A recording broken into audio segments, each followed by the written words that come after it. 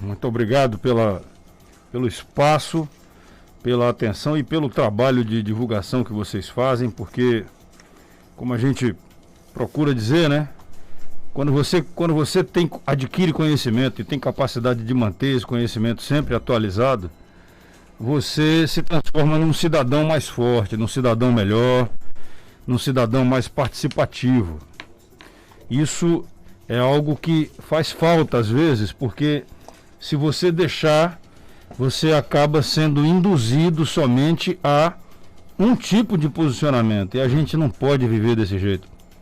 Deus, quando nos fez colocando uma mão direita e uma mão esquerda, um braço direito, um braço esquerdo, uma perna direita, uma perna esquerda. Então, a gente, até mesmo o cérebro, né? Nós temos os lados do cérebro aqui, assim. Então, é importante que você procure o equilíbrio em tudo que você faz na vida, principalmente na parte de informação, para que você possa estar bem informado, porque você estando bem informado, você vai ter melhores decisões para a sua vida, você vai ter melhores ações para a sua família, para o seu bairro, para a sua cidade, para o seu estado, para o seu país. Então é isso que a gente está procurando fazer nesse nosso trabalho. Todo mundo sabe que eu não era político, eu entrei na política com o presidente Bolsonaro, que é meu colega de farda, somos contemporâneos, né, da mesma época na academia. Não somos do mesmo ano, mas da mesma época na academia, trabalhamos na Brigada Paraquedista juntos e estamos agora trabalhando pelo Brasil juntos também. Então, com todas as dificuldades dessa pandemia maluca, né? Porque esse vírus aí foi uma coisa que ainda não está explicada, né? Gostaria de agradecer aqui a presença também do Dr. Tadeu aí, que está conosco aí. Estamos conversando, vamos ver uma obra aí que vai estar sendo feita com recursos que nós colocamos aqui para ser feita. E outros recursos que eu coloquei também para Caicó. Mas muito obrigado pelo espaço. A gente que agradece aqui a sua participação. Inclusive, vamos começar por Caicó. Daqui a pouco a gente entra um pouco nessa questão aí do próprio ambiente, né, do clima nacional que a gente está vendo. Mas você acabou de tomar café com o prefeito aqui de Caicó, doutor Tadeu. Se reuniu ontem, inclusive, com um grupo de ciclistas aqui na cidade. O ciclismo ele tem crescido bastante aqui na região do Sidó e também em Caicó. Essa sua visita a Caicó, ela se deve justamente, né, a essas reuniões com aliados, com movimentos para tentar trazer alguns benefícios para Caicó? Olha, o ano passado, eu consegui percorrer no estado do Rio Grande do Norte 35 mil quilômetros. Eu estou prestando contas do meu trabalho com as pessoas, não só com as pessoas que votaram em mim. Eu estou prestando conta do meu trabalho com as pessoas que moram aqui, que produzem aqui. Eu criei até um termo, potiguarizam, né? Que produzem em território potiguar. E nessa prestação de contas, a gente tem conversado com pessoas, ouvido demandas, necessidades, coisas que ficaram para trás, que não foram feitas. E também apresentamos algumas coisas que já foram realizadas com o nosso recurso, né? Então, é importante. O recurso, na verdade, não é meu. A emenda parlamentar, a verba que é repassada, é o recurso federal, é fruto dos impostos. Então, eu não sou dono de nada. A única coisa que eu faço eu sou apreciador dos doces Dona Gertrudes, tá certo? É lá do Sabugi. O queijo também, né? Pois é, sou apreciador já há muito tempo. E aí, vindo aqui assim, me convidaram para ir no hospital. E eu fui lá no hospital porque o doutor Tadeu tinha me feito uma solicitação, assim, na bucha, numa visita, assim, lá em Brasília. Ele fez uma pergunta assim: general, o senhor tem como me apoiar aí? O acesso do hospital ali está muito ruim. Eu disse: rapaz, quanto é que seria? Ele falou: em torno de 1 milhão. Tá certo. Aí aquela informação ficou processada na minha cabeça, né? Aí, 2 dias depois, eu recebo a informação do governo federal de que era possível que eu pudesse repassar recursos para atendimento imediato aí das necessidades. Aí eu olhei e disse assim: rapaz, é mesmo? E quanto é que seria aí? Me disseram, eu disse: rapaz, separei 1 milhão, mandei pro doutor. Aí telefonei pro doutor Tadeu, ele não acreditou. Pô, general, não chegou nenhum pedido por escrito. Eu disse: não precisa chegar pedido por escrito, pô. Você dizendo que tem um negócio, agora corra atrás do projeto, corra atrás para fazer a obra. Então, nós estamos terminando o mês de abril, começando o mês de maio, e o dinheiro já está na conta para ele poder fazer a licitação. Isso é muito bom, rapaz. Isso é uma maneira... Vai melhorar, no caso, o acesso para o hospital? A estrada Não, seria isso? Vai melhorar. Aí a decisão dele foi o seguinte: como são, parece que quase 7 quilômetros ali, até o distrito Sabugi, né? Então ele, ao invés de melhorar e recapear aquele asfalto no acesso ao hospital, a conclusão que nós chegamos é que aquele trecho inicial ali, ele está até razoável. Agora, do hospital para o Sabugi está muito ruim. Então, eu já me comprometi de conseguir mais recursos assim que liberarem mais dinheiro para que a gente possa colocar e dar prosseguimento até o Sabugi fazendo o recapeamento completo ali. Então, são coisas na oportunidade que você faz, e eu fiquei feliz de ter sido a pessoa que identificou o problema junto com o prefeito e consegui colocar de imediato parte já do recurso para atender. Assim foi na Serra do João do Vale, lá no acesso ali de Jucurutu, entre Jucurutu e Triunfo, Potiguar, né? É assim que a gente está fazendo o trabalho, tá certo? Como eu tenho visitado, como eu tenho rodado o estado, eu tenho identificado os problemas, as pessoas trazem os problemas para mim e a gente acaba buscando uma solução. Você falou do grupo dos ciclistas aqui de Caicó. Eu também sou adepto do... Você pedala também? Eu gosto de pedalar. Eu acho que praticar esporte é fundamental para você ter uma boa qualidade de vida, né?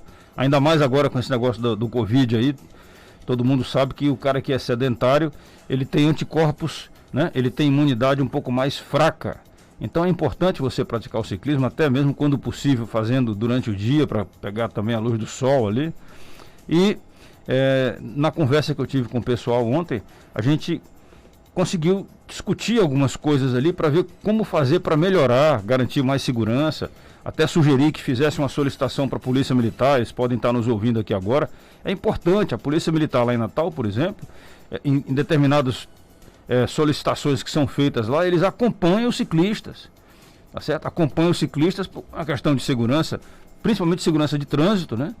Acompanham ali para dar segurança de trânsito, e com isso você tem uma atividade física sendo feita acompanhada pelo poder público, no caso, pelo poder público que fornece a segurança. Então é muito bacana isso aí. Apresentei essa sugestão, falamos sobre o projeto que eles querem, que é fazer uma ciclovia ali ao lado da faixa de rolamento que seria do DENIT, né? Então pedi que me trouxessem um esboço desse projeto. A gente vai ao DENIT para poder procurar ver como fazer para melhorar, até para viabilizar ali a construção de uma ciclovia. A gente pode fazer isso aí. Existe a possibilidade, tem dinheiro federal que pode ser utilizado para isso. Então, como eu falei inicialmente, eu vou repetir. O dinheiro não é meu. Quando eu coloco o dinheiro, eu não vejo a bandeira partidária, político-partidária. Eu coloco o recurso do governo federal, fruto dos impostos que nós pagamos, para ajudar a cidade. São nessas horas que, por exemplo, o fato de não ter muita ligação política com as lideranças do município facilita para um deputado. Eu digo isso porque aqui em Caicó, no governo anterior de Batata, você também chegou junto aí da gestão. E agora com o Tadeu é a mesma coisa. Então nessas horas facilita um pouco não ter essa ligação tão tradicional como os deputados têm com os políticos dos municípios? Muito obrigado por você esclarecer a situação. Eu entrei na política pensando em fazer uma política diferente. Às vezes as pessoas não conseguem entender isso daí, tá certo? Eu fui criticado por alguns apoiadores de outras regiões, até mesmo daqui. Mas como é que pode? O senhor está apoiando um cara que não é do nosso partido? Eu disse, opa, pode parar. Pode parar. Eu mandei dinheiro para uma prefeita do PT aqui pertinho, tá certo? O município estava administrado pelo PT. Não tem como evitar isso daí. A única coisa que eu estranhei foi ela ter feito a pergunta para as pessoas lá: quem é esse deputado que está botando dinheiro aqui? O que ele está querendo com isso? Rapaz, a gente bota dinheiro no município. Eu coloquei recurso para a Polícia Militar, que é do estado do Rio Grande do Norte. Lamentavelmente, eu reforço isso daí, infelizmente, o recurso que eu coloquei, por exemplo, dos recursos que eu coloquei, 1.200.000, para construir a sede do 12º Batalhão da Polícia Militar lá em Mossoró. Esse recurso até hoje não foi utilizado, já está com 1 ano.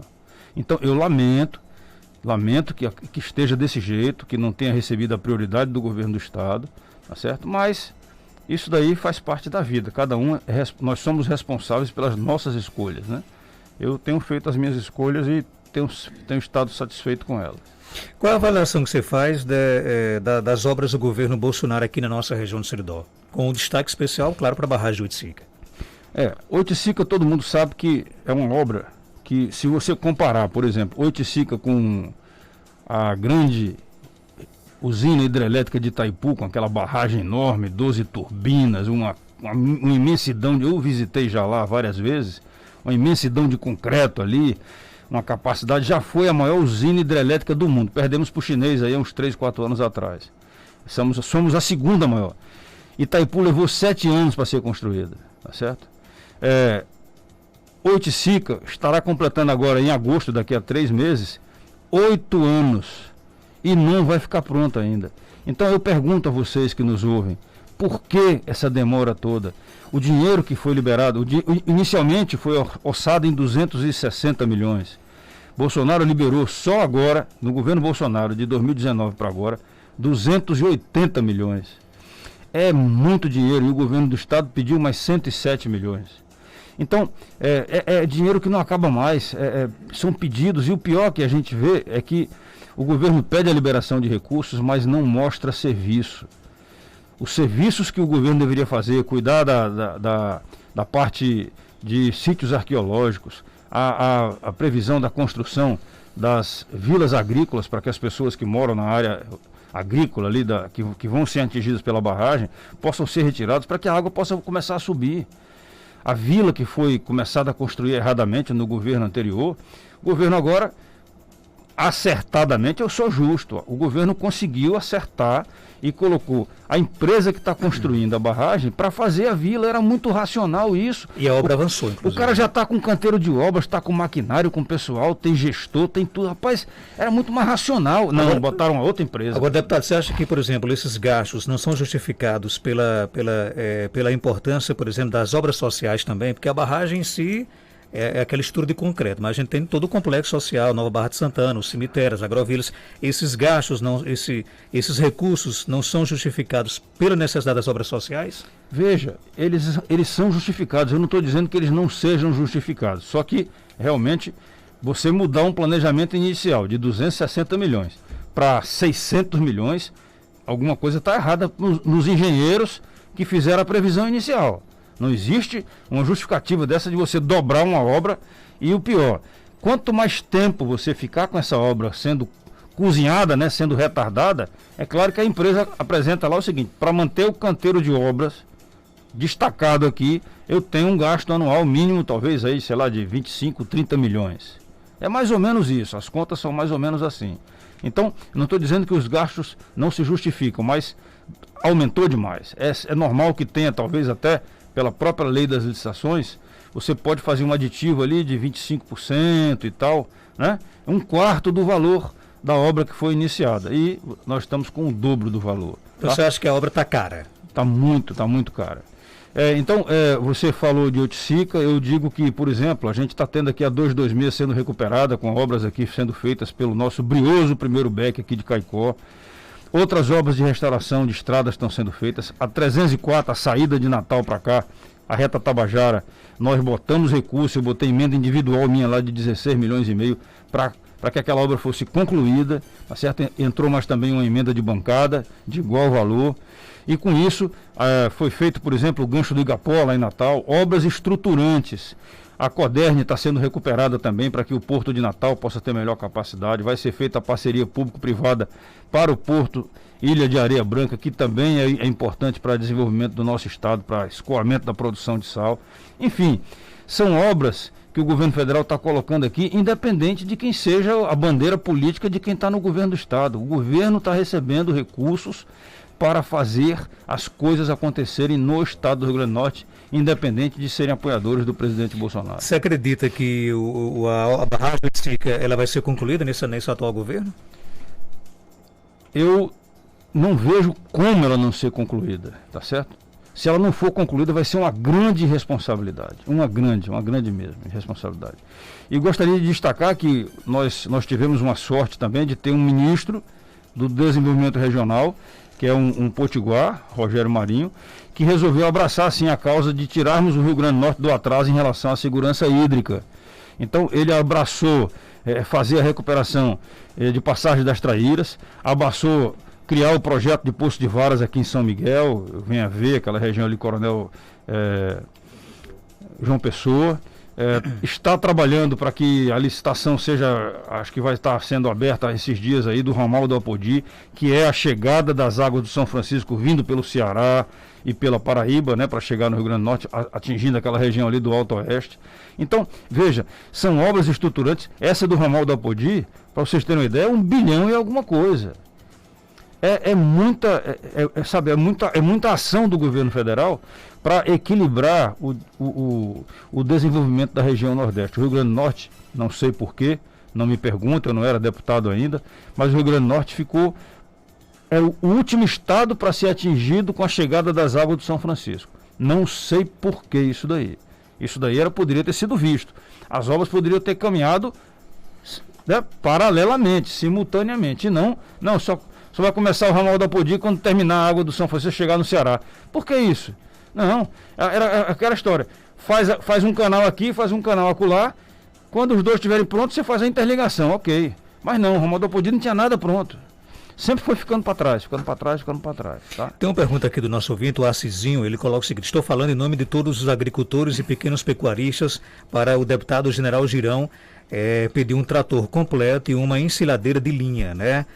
Para peça esses recursos para os agricultores. É uma demanda aí dos agricultores e pecuaristas aqui de Caicó. Seria possível a destinação dessa emenda para um trator completo com ensiladeira, carroção, arado, lâmina?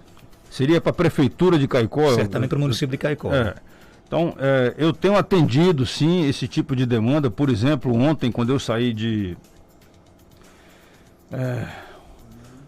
ontem foi Caraúbas, né? Se não me falha a memória. Eu coloquei recursos para Caraúbas e também para Timbaúba dos Batistas. Então, recursos que o prefeito pode, sim, comprar um trator, pode comprar uma caçamba.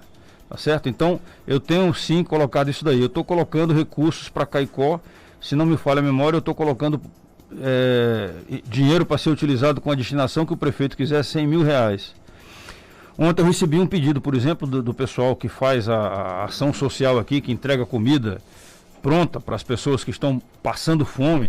A secretária foi muito honesta de falar comigo e disse assim: general, eu nunca tinha visto a fome estar nas pessoas, as pessoas estão com fome, estão entregando comida para elas. Ela pediu um carro que ela pudesse botar comida na caçamba e levar para poder distribuir. Então eu vou passar o recurso para o prefeito decide como é que ele quer fazer isso aí. É possível sim a gente conseguir fazer esse fornecimento. Voltando a essa questão da barragem de Sica, e o senhor começou a sua fala trazendo aqui um contexto da importância a gente ouvir também o outro lado e ter o contraponto da informação, né? Em algumas de suas falas, às vezes passa a impressão de que o deputado está um pouco distante, por exemplo, do movimento dos atingidos lá da barragem de Sica. Realmente, na prática, isso é verdade? O senhor tem dificuldade de dialogar com o movimento ou não? O movimento já lhe procurou? Não, os moradores da barragem, da região lá de Barra de Santana, eu estive lá, eu fui ao local. Eu não fui procurado por eles inicialmente.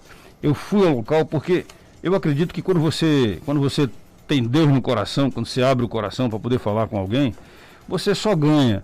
Então, eu sabia que tinha gente falando mal de mim. Eu sei, infelizmente, tem pessoas que acham que é melhor viver falando mal dos outros do que crescer na posição e fazer aquilo que é certo.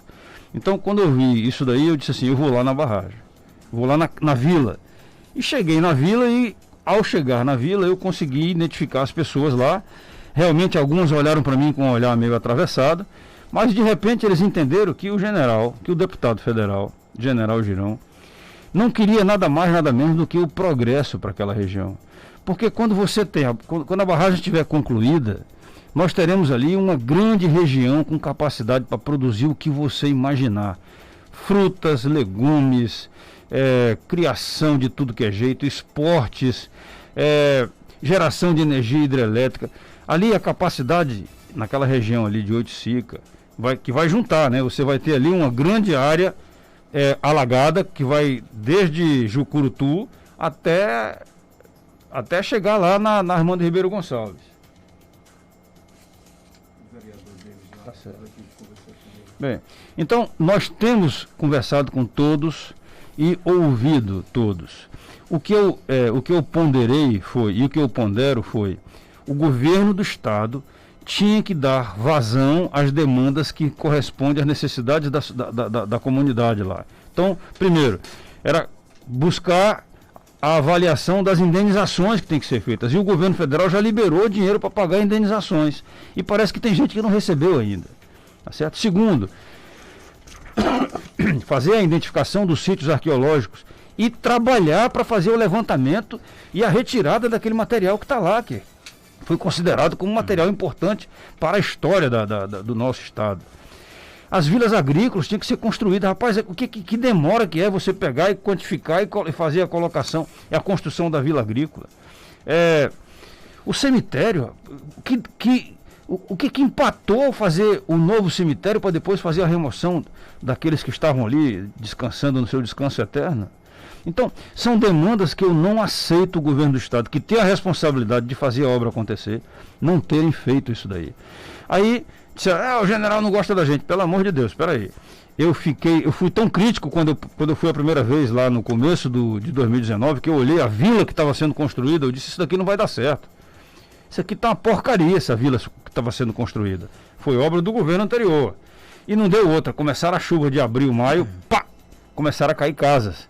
Aí parou tudo, suspendeu tudo, aí veio aquela comoção. Tá certo, eles estavam sendo enganados. A população estava sendo enganada. Agora, quem puder, vá visitar a vila agora, como ela está sendo lá. Como é que ela está feita. A vila agora é uma vila de respeito. Talvez seja uma das vilas mais bonitas e mais bem organizadas aqui que nós vamos ter no estado. Porque ela está muito bonitinha, muito perfeita, com com obras estruturantes de saneamento, construção de espaços comunitários ali, excelentes, um ginásio muito bom. O local da vila, rapaz, é belíssimo. Eles vão sair de um local que é, eu sei, tem gente que nasceu lá e tem amor por aquele espaço ali, mas a nova vila vai ser mais ventilada, mais arejada. Vai ter acesso fácil para a BR, muito mais do que era antes, porque tinha que percorrer estradas de terra até chegar lá. Então, eu quero a melhoria para a comunidade. Tá certo? Então é isso daí que eu me dirijo. Eu sei que eles estão nos ouvindo também lá. É isso que eu me dirijo. Não tenho nada contra ninguém lá. Pelo contrário, eu acho que eles não podem ser enganados. E como você mesmo disse, é realmente uma região que vai ficar belíssima com a nova Barra de Santana. Para coroar, para fechar com chave de ouro, só está faltando agora a estrada, é a estrada asfáltica, né, que ligaria a RN à barragem, à nova Barra de Santana. Se a estrada realmente sair, né, parece que está com dificuldade de se colocar isso no orçamento, né?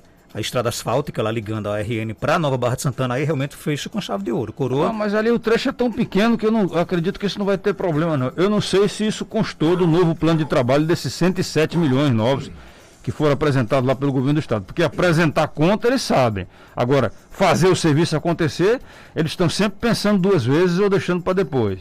Eu sou meio imediatista, sabe? Eu acho que a gente não pode... Não, depois eu faço isso, depois eu vejo isso. Não, vamos ver agora, vamos fazer agora. Você acha que o governo do estado não é transparente com o Oiticica? Não, não é não. Não está sendo de jeito nenhum. O governo do estado está enrolando as pessoas ali.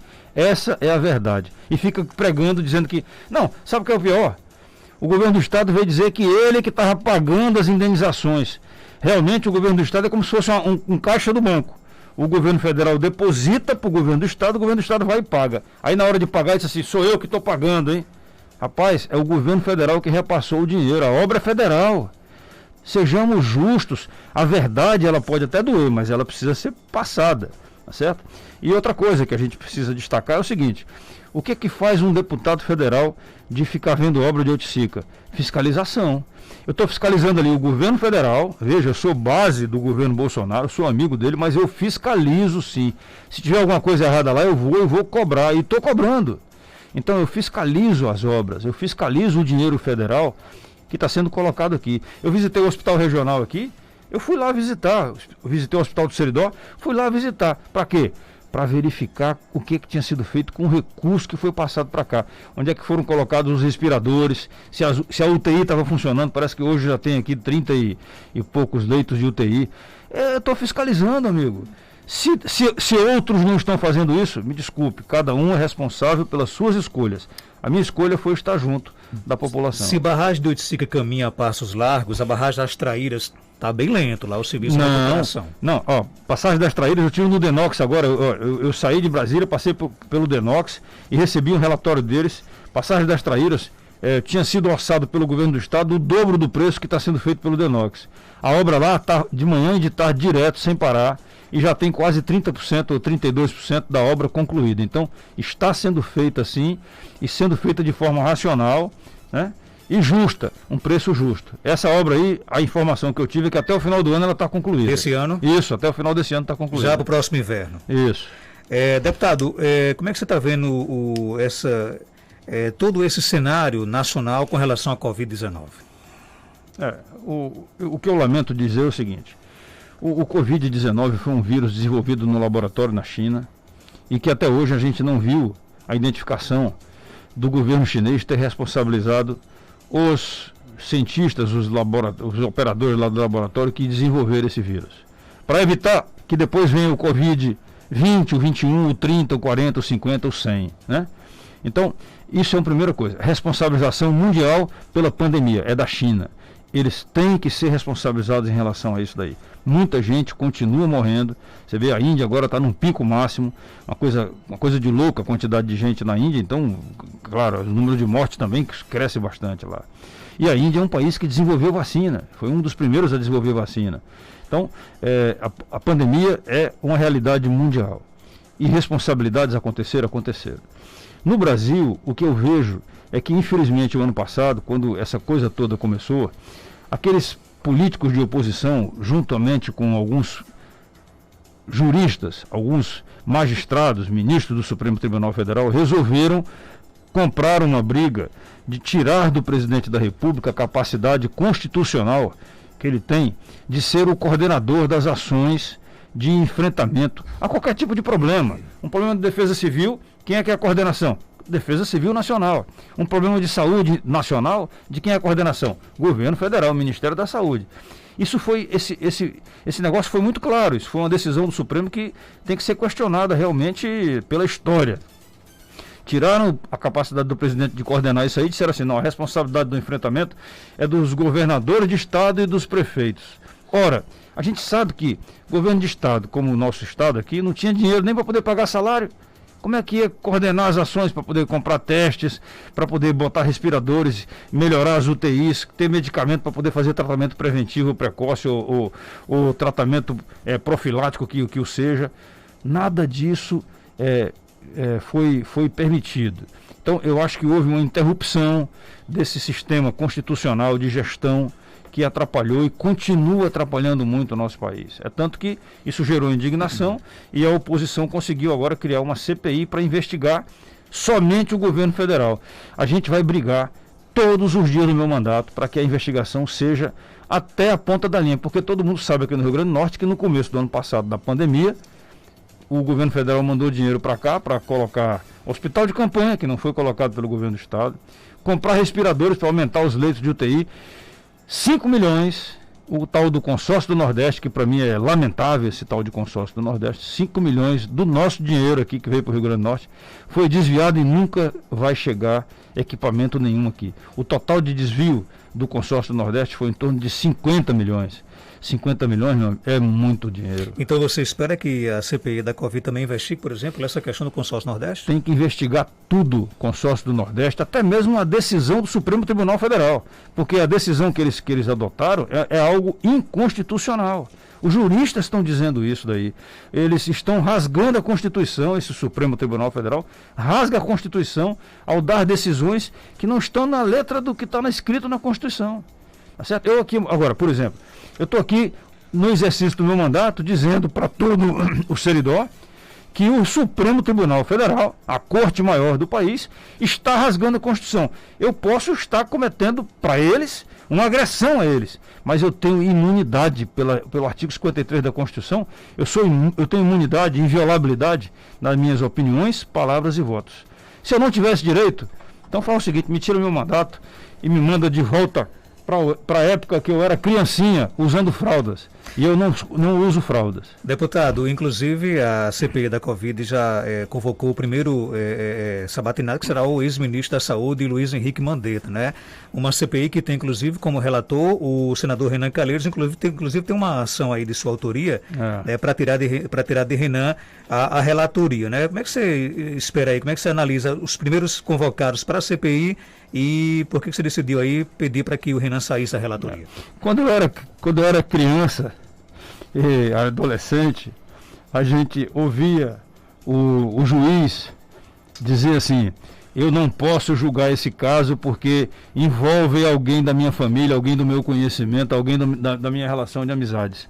Essa declaração, ela está dentro de um conceito da ética profissional, tá certo? Isso a gente não vê mais acontecer no Brasil. Isso parou de acontecer. Ministro Supremo que foi advogado do Partido dos Trabalhadores agindo em defesa de ações envolvendo pessoas que antes foram seus empregadores. Tá certo? Então eu lamento que isso daí esteja acontecendo no Brasil. Eu espero que mais cedo ou mais tarde, não somente esperar que a história venha cobrar isso aí desses caras aí, dessas autoridades, né? Mas que eu espero que isso daí seja resolvido o quanto antes. Eu lamento essa história do Luiz Mandetta, porque esse cara está querendo bandeira política. E os políticos da CPI, esses senadores que abriram a CPI, estão esquecendo de fazer o seu trabalho, que é fiscalizar aqueles ministros supremos que estão agindo contra a Constituição. Mas não, rapidamente eles conseguiram já dizer que querem investigar as ações do governo federal. Eu espero que os nossos senadores, que vão ter voz lá na CPI, eles possam mostrar para a população brasileira que será o grande juiz da história. O grande juiz da história do Brasil é a nossa população. Eu espero que eles possam mostrar que a verdade é que houve sim um tratamento inicial errado, que precisava ter sido corrigido. Você não pode dizer para uma pessoa que está com sintomas do vírus e chegou tossindo, com febre, com dor no corpo, e disse assim: toma esse remédio para febre, volta para casa e só retorne ao hospital se você estiver com insuficiência respiratória. Ora, se você deixar o vírus se instalar em você, como ele tem sido instalado, a insuficiência respiratória, a ação dele nos pulmões é muito rápida. Você perde a capacidade de respirar e aí a morte é quase imediata. Se você pensar em relação, por exemplo, a uma gripe, se você não tratar a gripe com boa alimentação, com descanso, com vitamina C, com algum medicamento ali, até homeopático que o pessoal faz com mel, né? Com mel, com limão, queima lá, aquece o mel e tal. Se você não tratar a gripe, ela vai se transformar em quê? Pneumonia e complicações pulmonares maiores. O vírus, ele tem um poder muito mais letal em relação a isso. Então, ele tem que ser combatido de imediato. Agora, isso, quem tem que fazer não sou eu. Eu estou dizendo isso aqui do que eu leio, do que eu converso com os médicos. Quem tem que fazer isso aí são os médicos. E os médicos, alguns deles ali, estão sendo proibidos de agir preventivamente, porque criou-se um conceito político de que não existe comprovação científica de tratamento precoce contra o vírus. Tá bom, aí tu vai esperar o cara ficar passando quase morrendo para poder chegar lá e querer tratar o cara? A história vai cobrar isso aí muito de pessoas que foram omissas. Questão da vacina, o que é que o governo tem feito para agilizar a vacina no nosso país? A vacina, veja, para quem conhece dessa parte de vigilância, de ação e combate a epidemias, uma vacina para ser considerada uma vacina eficaz, ela leva de 10 a 15 anos para ser desenvolvida. Tem que ser testada em animais, depois testada nos humanos e seguindo uma sequência de testes. Essas vacinas do Covid, elas estão com menos de um ano de desenvolvimento. Essa é a verdade. Então, é muito pouco tempo para que você tenha uma eficácia. Um exemplo, por que houve uma demora do governo federal de assinar a compra da vacina Pfizer? Porque quando eles fizeram a primeira proposta de venda da vacina para nós, que estava ainda em processamento, os testes que estavam sendo feitos pela vacina estavam demonstrando que ela causava coágulos em alguns tipos de pessoas, em algum universo de pessoas tinha coágulos. E o coágulo que podia levar à morte, principalmente de pessoas com idade, que tivesse algum tipo de insuficiência circulatória. Então, eles disseram assim: eu vendo, mas vocês é que vão assinar um documento dizendo que vocês se comprometem a assumir a responsabilidade de qualquer dano causado pela vacina, a qualquer ser humano, a qualquer brasileiro. E o governo federal, eu achei que acertadamente, disse assim, eu não aceito isso daí. Se vocês estão desenvolvendo medicamento, vocês é que têm que assumir essa responsabilidade. Agora, quanto à vacinação em si, eu já tomei vacina de tudo que é jeito. Quando eu chegava no quartel lá, que dizia, chegou vacina para tríplice, a vacina antitetânica, a vacina da tuberculose, a vacina... Eu chegava, metia meu braço e era o primeiro a tomar, para dar exemplo. Então eu fazia isso e ainda faço isso. Eu já tomei a primeira dose da vacina, de acordo com a minha idade, eu tive direito a entrar na fila e tomar a primeira dose da vacina. A única coisa que eu fiz foi, eu consultei meu cardiologista, ele disse assim, general, o senhor faça, se possível, a vacina da Oxford, que ela teria uma situação que seria mais apropriada para o seu caso de ter... Eu fiz uma cirurgia cardíaca, que foi sensível e tal, a Coronavac não seria mais indicada. Eu fiz a primeira dose, espero fazer a segunda dose daqui a 1 mês e meio, tá certo? E acredito que as pessoas precisam sim fazer a vacina, porque para você enfrentar o Covid, você precisa de uma conjugação de ações. Primeira delas, fazer o que a gente está fazendo aqui agora. As pessoas podem estar estranhando a minha voz, mas é porque eu estou com a máscara que tem uma proteção aqui dobrada. Então, usar máscara, higienizar, você estou vendo o álcool aqui em cima da sua bancada, eu também uso álcool nas minhas coisas, dentro do carro, sempre passando álcool nas mãos, ou lavando as mãos. Você procurar evitar aglomeração, evitar se abraçar e ficar junto de muita gente. Você deve procurar, sim, ter um suprimento maior no seu organismo de vitamina D, que é o sol, tá certo? Para que você tenha a sua imunidade mais fortalecida. Evitar você estar mais enfraquecido, se alimentar bem. E, se possível, de acordo com a orientação médica, você fazer uma medicação. Então, medicações que estão sendo faladas aí, eu estou fazendo. A tal da ivermectina eu faço uma vez por mês, 3 comprimidos, porque foi o médico que me disse assim, faça, porque isso é bom para verme também. Eu digo, vou fazer. Eu já fazia quando eu morei na Amazônia, tá certo? E se você tiver algum tipo de insuficiência respiratória, procure o médico para ele poder imediatamente já procurar ver que tipo de medicação você precisa. Não espere o vírus ficar forte dentro de você. Procure o médico e diz, doutor, eu quero medicamento para combater o vírus. Pronto, é um direito seu. Se você puder fortalecer a sua imunidade, excelente, você vai ficar vivo. Porque o vírus, ele pode ser combatido com medicamentos fortes. Para fechar, eu já fiz essa pergunta aqui ao ministro Rogério Marinho, todos fogem da resposta, mas eu queria saber do deputado Girão se nós estamos na frente de um pretenso candidato ao governo do Estado em 2022, se não for você, o bolsonarismo potiguar vai ter um candidato ao governo do Estado? Eu vou dizer assim, os políticos que são conservadores, que são a favor da família, defesa da família, defesa da vida, que são pessoas que querem sim um Estado menos atrapalhador e o Estado mais liberal, eu sou sim conservador e quero fazer parte de um grupo político que tenha um candidato para que a gente possa oferecer uma opção conservadora para o governo do Estado. Pode ser você? Tá, pode até ser eu. Primeiro vão ter que convencer minha mulher, tá certo? Depois tem que me convencer também, porque hoje eu não quero. Hoje eu prefiro continuar apoiando o governo Bolsonaro com um trabalho de mandato parlamentar lá como deputado federal. E acredito que a gente tem ainda muito o que fazer e muito o que aprender também. Eu não aprendi tudo na política. Eu tenho experiência de vida, mas não tenho experiência de política. Você teria hoje um nome ideal para disputar o governo do Estado? Não tenho um nome ideal porque eu não quero induzir ninguém a nada. Eu acho que nós temos um grupo grande, um grupo bom, que tem nomes, sim, nomes inclusive aqui de Caicopo, pessoas que estão com mandato aqui no Estado. E eu acredito que a gente tem, sim, capacidade de escolher dentre esses nomes aí uma pessoa que vai ser apoiada pelo governo federal, que é talvez o fator mais importante do nosso grupo.